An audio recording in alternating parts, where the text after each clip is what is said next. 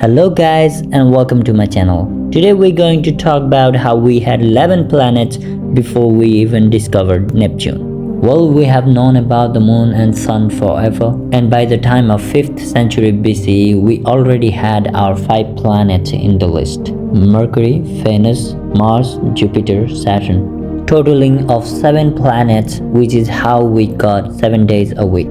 Although by the time of 450 BC, Sun was already considered as a star, it wasn't a widespread idea until 17th century AD. Well, it is believed the ancient people knew the closest planet was Moon, Venus, Mercury, and then the Sun by looking at the eclipses.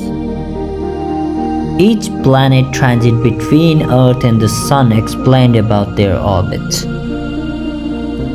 And it was also believed that the Jupiter and the Saturn was furthest away. Around 200 BCE, it was Aristarchus who proposed that the Sun was the center of the universe where everything revolves around it. The next event happened in 1610 AD by Galileo, who discovered Jupiter's main moon, Ganymede, Callisto, Io, Europa. Well, Jupiter's moon were considered moons, not planets. And in 1655 to 1686, Cassini and Huygens discovered Saturn's moon.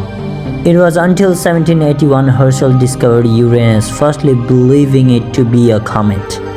So until 18th century AD, we had Mercury, Venus, Earth, Mars, Jupiter, Saturn, Uranus, 7 planets revolving around the Sun. In the 19th century, January 1st, 1801, Giuseppe Piazzi, I don't know how to pronounce it, but that's the best I could do. He was an Italian priest who discovered Ceres. Well, firstly, it was considered to be our 8th planet. And the right next year after that, 1802, March 28th, we discovered Pallas. It was 9th planet of our solar system. And 2 years after that, 1804, September 1st, we discovered Juno, which was our 10th planet, and finally resting at our 11th planet in 1807, March 29th, Vesta. Well, it was always doubted if the Ceres, Pallas, Juno, and Vesta were actually a planet or not, but there was no astronomical union to decide what was what. And we finally discovered Neptune in 1846, September 23, so totaling up to 12 planets at the time. And unfortunately, from 1852 to 1860 AD, Ceres, Pallas, Juno, Vesta all were considered as asteroids.